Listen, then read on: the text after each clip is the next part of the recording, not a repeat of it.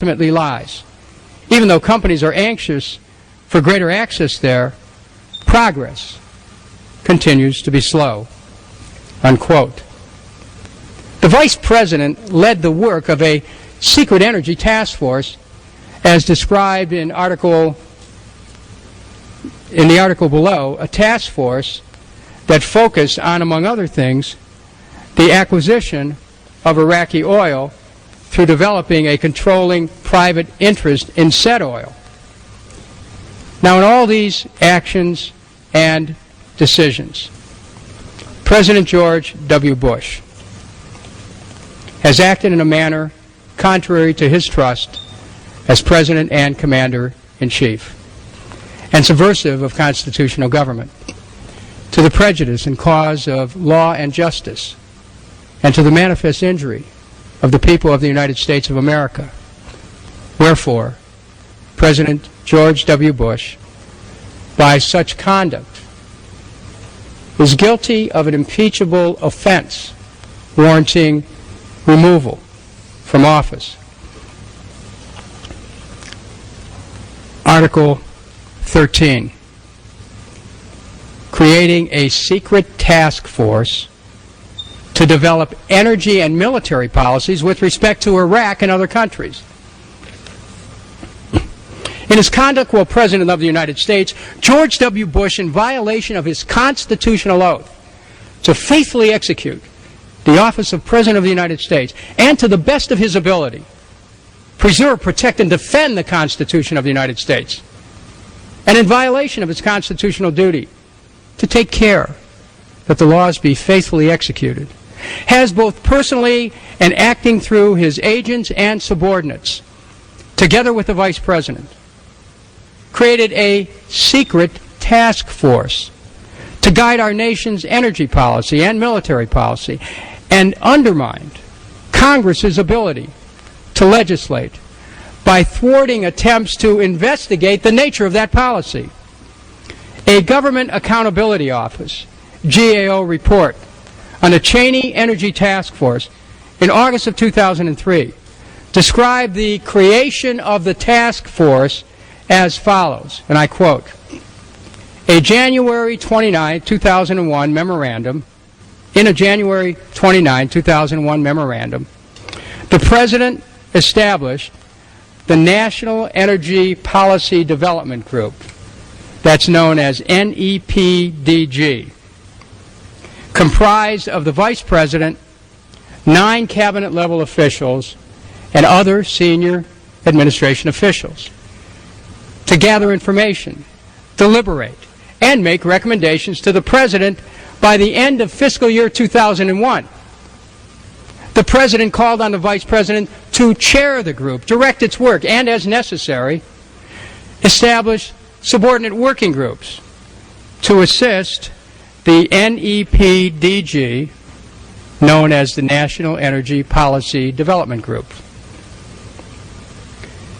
The 4 other senior administration officials were the Director of the Office of Management and Budget, the Assistant to the President and Deputy Chief of Staff for Policy, the Assistant to the President for Economic Policy, and the Deputy Assistant to the President for Intergovernmental Affairs.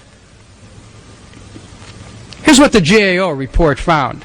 Quote, in developing the National Energy Policy Report, the NEPDG principals, support group, and participating agency officials and staff met with, solicited input from, or received information and advice from non-federal energy stakeholders, principally petroleum, coal, nuclear, natural gas, and electricity industry representatives and lobbyists.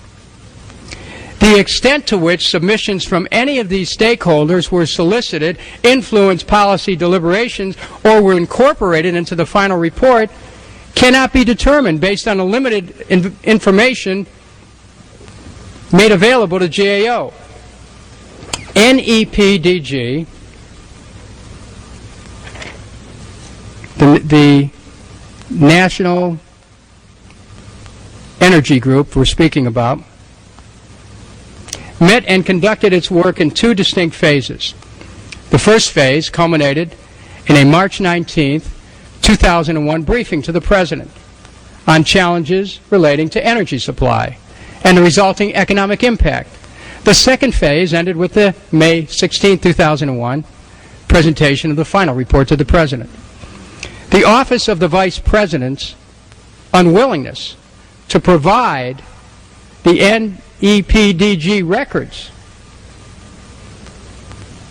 or other related information precluded the GAO, the Government Accountability Office, from fully achieving its objectives and substantially limited GAO's ability to comprehensively analyze this energy group's process.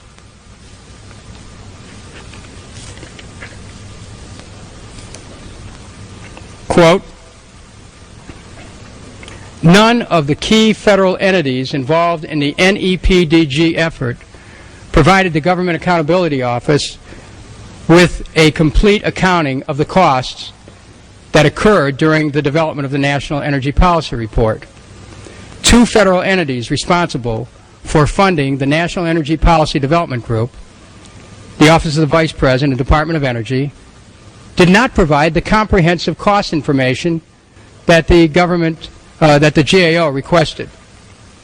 The Office of the Vice President provided the GAO with 77 pages of information, two-thirds of which contained no cost information, while the remaining one-third contained some miscellaneous information of little or to no usefulness. The Office of the Vice President stated that it would not provide any additional information. The Department of Energy, the Department of Interior, and the Environmental Protection Agency provided the GAO with estimates of certain costs and salaries associated with the National Environmental Policy Development Group. But these estimates, all calculated in different ways, weren't comprehensive. End of quote. In 2003, the Commerce Department disclosed a partial collection of materials from the National Energy Policy Development Group, including documents, maps, and charts dated March 2001 of Iraq's, Saudi Arabia's, and the United Arab Emirates oil fields, pipelines, refineries, tanker terminals, and development projects. On November 16, 2005, the Washington Post reported on a White House document showing that oil company executives have met with the National Energy Policy Development Group, something that some of the same executives had just that week denied in congressional testimony. The Bush administration had not corrected the inaccurate testimony. On July the 18th, 2007, the Washington Post reported the full list of names of those who had met with the National Energy Policy Development Group. In 1998, Kenneth Dare, then chief executive of Chevron, told a San Francisco audience, quote, Iraq possesses huge reserves of oil and gas, reserves I'd love Chevron to have access to, unquote. According to the GAO report, Chevron provided detailed advice to the National Energy Policy Development Group. In March 2001, the National Energy Policy Development Group recommended that the United States government support initiatives by Middle Eastern countries, quote, to open up areas of their energy sectors to foreign investment, unquote. Following the invasion of Iraq, the United States had pressured the new Iraqi parliament to pass a hydrocarbon law that would do exactly that. The draft law, if passed, would take a majority of Iraq's oil out of the exclusive hands of the Iraqi government and open it to international oil companies for a generation or more. The Bush administration hired Bearing Point, a U.S. company, to help write the law in 2004. It was submitted to the Iraqi Council of Representatives in May 2007.